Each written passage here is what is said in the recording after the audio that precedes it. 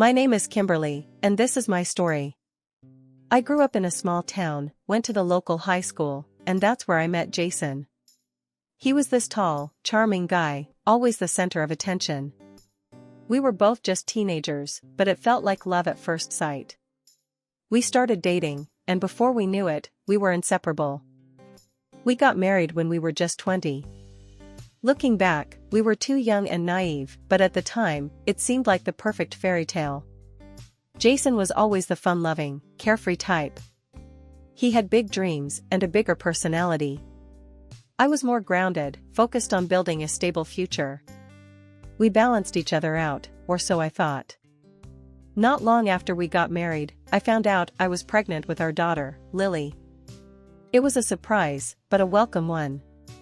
Jason was over the moon, and for a while, it felt like we were on top of the world. We were this young couple, excited about starting a family and building a life together. But as time went on, cracks started to show. Jason's carefree attitude started to feel more like irresponsibility. He was always chasing the next big thing, never satisfied with what he had. Meanwhile, I was working hard, trying to keep everything together for Lily's sake. I could see he loved her, but he was more interested in his own adventures than in being a responsible father. One evening, after putting Lily to bed, I sat down with Jason in the living room. I needed to talk to him about his spending habits and lack of focus. It was a conversation I had been dreading, but it had to be done.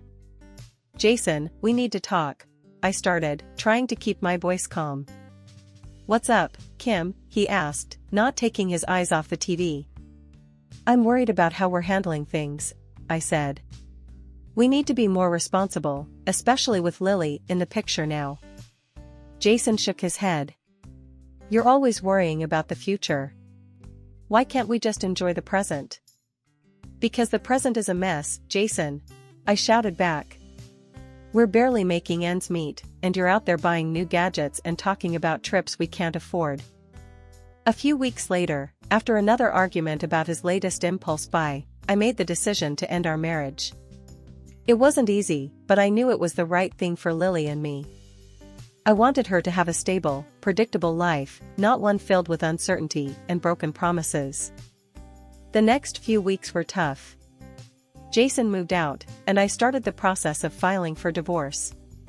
He wasn't happy about it, but he eventually agreed to joint custody and to pay child support. It wasn't easy, but I felt a sense of relief, like a weight had been lifted off my shoulders. Raising Lily on my own was challenging, but it was also rewarding.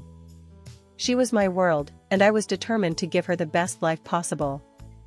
I found a job that allowed me to provide for us, and slowly, we settled into our new routine. Over time, Jason and I found a way to be civil with each other. He would visit Lily occasionally, and he always made sure to send the child support on time. For that, I was grateful. It wasn't the life I had imagined when we first got married, but it was a life that worked for us. Lily had just turned 18, and we were celebrating her acceptance into law school. It was a big deal for both of us. She'd worked so hard, and I was incredibly proud. I decided to have a special dinner to mark the occasion, and for the first time in a long while, I invited Jason, her father, to join us. When I called him, he sounded genuinely pleased to be invited. "Hey, Jason, it's Kimberly. I'm planning a dinner for Lily. She got into law school, and I thought it'd be nice if you came," I said, trying to keep it casual. "Kimberly, that's great news. I'll be there," he said, and we hung up.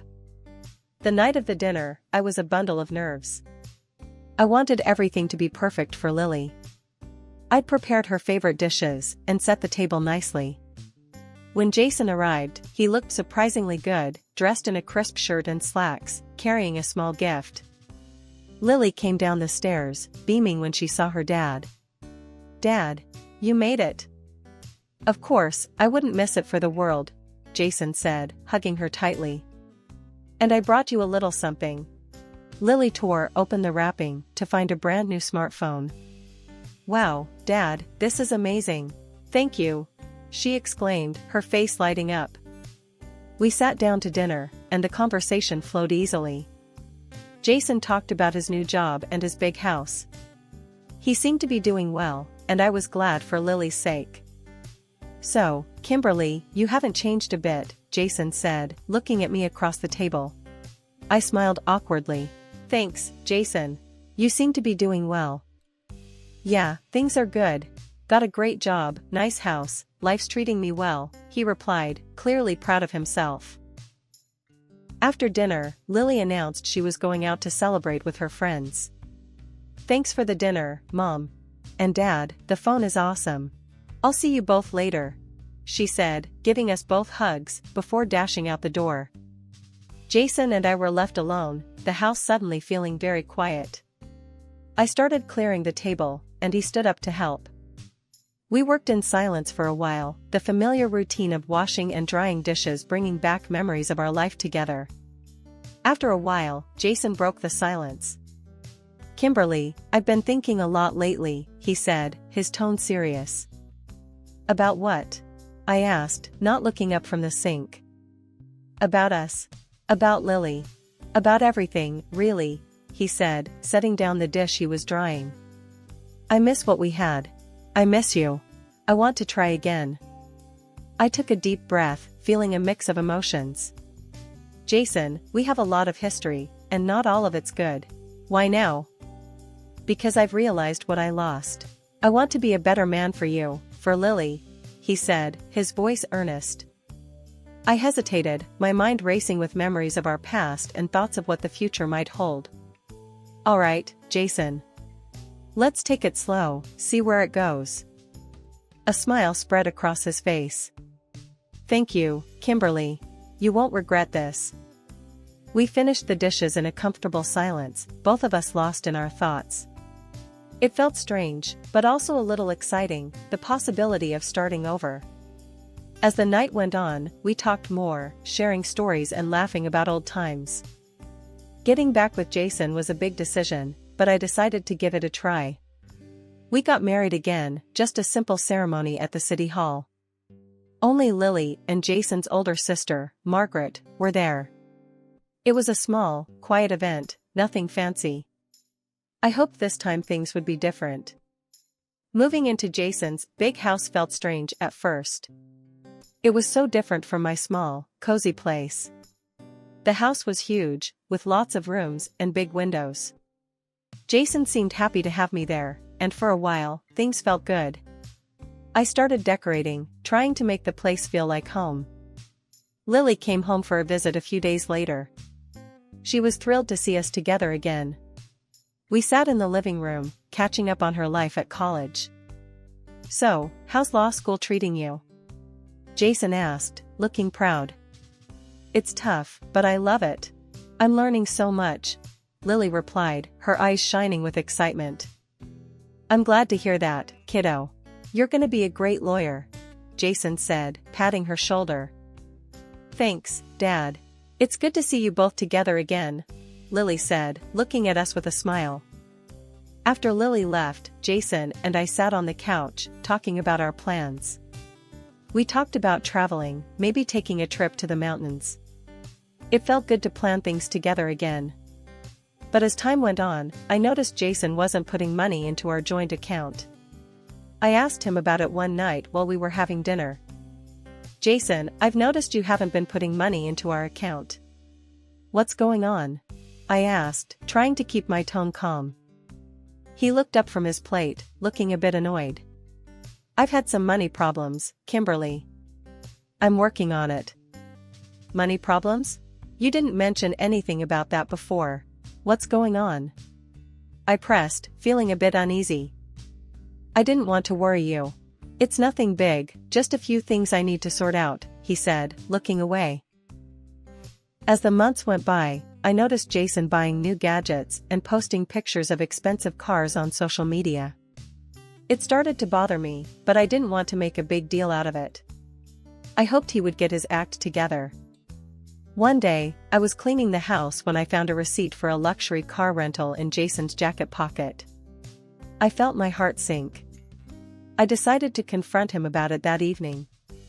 "Jason, can we talk?" I said, holding up the receipt when he walked in. What's this? I asked, trying to keep my voice steady. He looked at the receipt and then back at me. It's just a rental, Kimberly. No big deal. No big deal? Jason, we're supposed to be saving money, not spending it on luxury cars. I said, feeling my frustration rising. I work hard, Kimberly. I deserve to enjoy my money, he replied, his tone defensive. I get that, but we need to be smart about this. We have bills to pay, I said, trying to keep calm. I'm handling it, okay? You don't need to worry about it, he said, brushing me off. As the days went on, I noticed more signs of Jason's spending. New gadgets, fancy clothes, and more car rentals.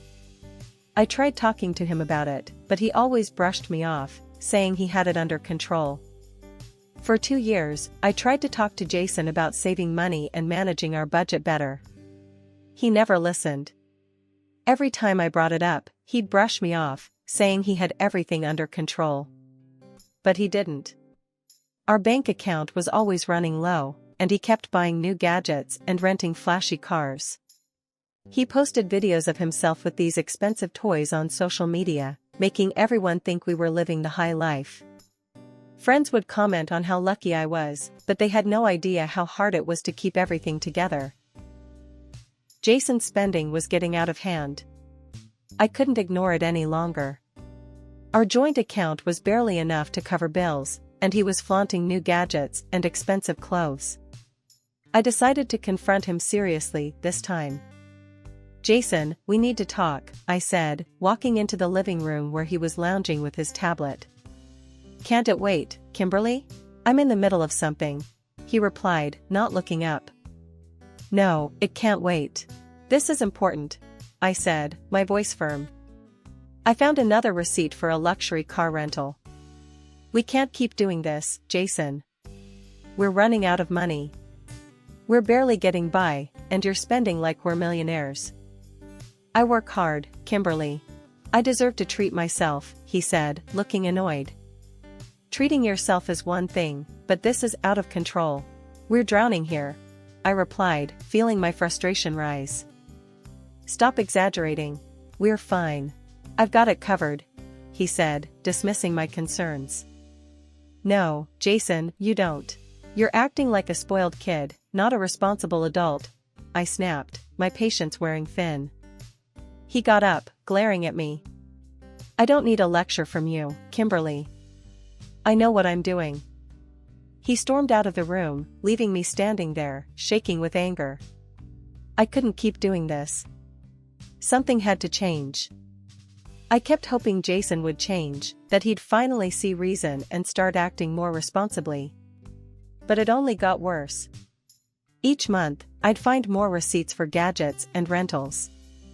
I felt like I was drowning, trying to make ends meet while he spent money like it was going out of style. It was like he hadn't changed at all since our first breakup.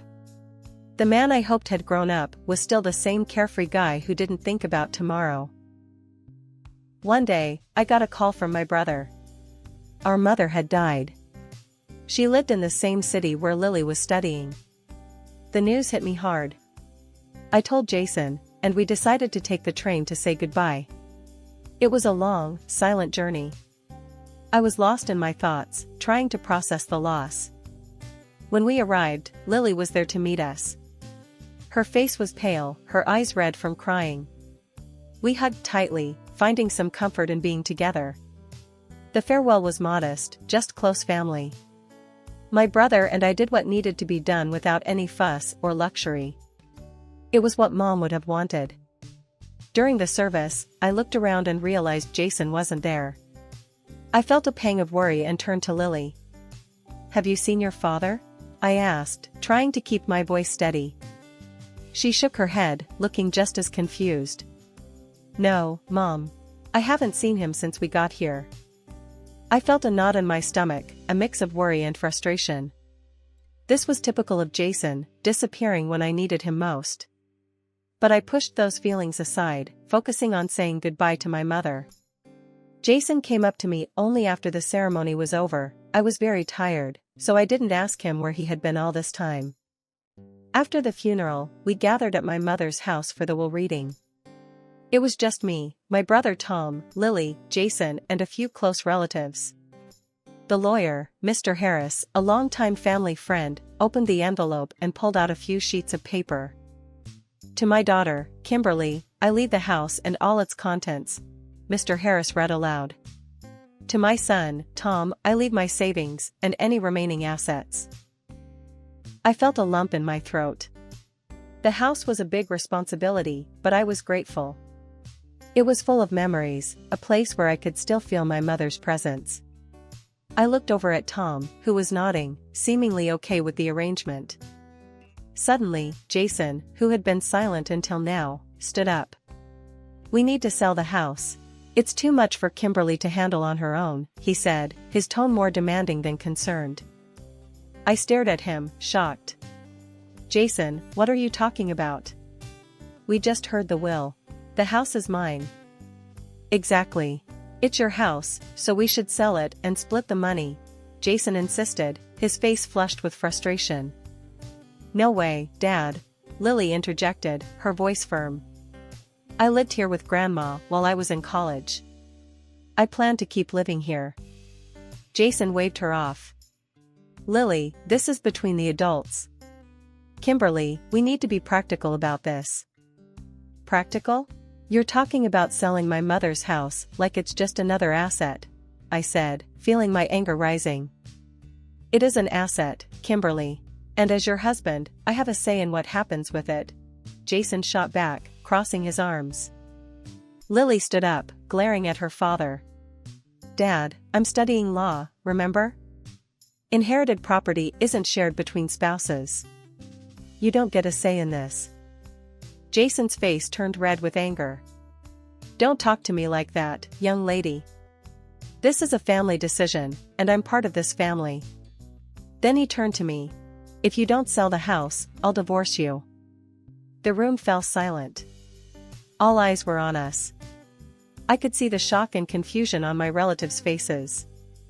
I took a step back, feeling a mix of anger and betrayal. "Fine, Jason. We'll talk about it when we get home," I said, my voice cold and steady. We left early the next morning, taking the train back home. Jason was quiet the whole way, his anger simmering just below the surface.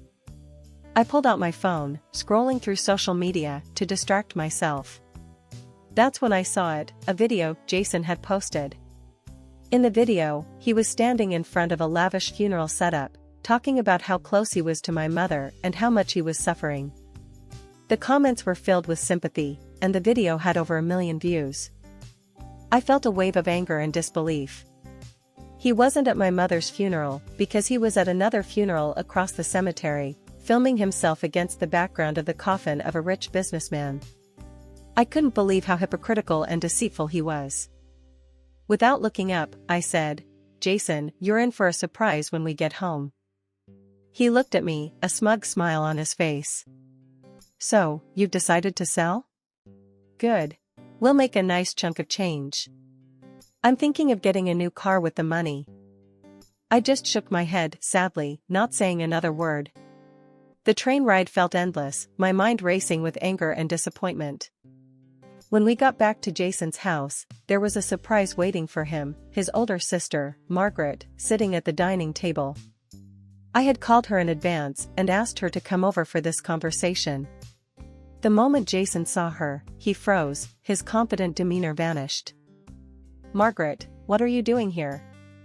Jason asked, his voice trembling a bit. Margaret looked at him sternly. "I'm here because Kimberly called me." "We need to have a serious talk, Jason. Sit down." Jason hesitated, then slowly walked over and sat down across from her, looking nervous. I could see the fear in his eyes. I took a deep breath, ready to lay everything out on the table. "Margaret, I need to tell you what's been going on," I began, my voice steady. "Jason has been spending excessively on gadgets and car rentals. He's been demanding that I sell my mother's house and even threatened me with divorce if I didn't agree." Margaret's eyes narrowed as she turned to Jason. "Is this true, Jason?" Jason looked down, not meeting her gaze. It's not as bad as she's making it sound, Margaret.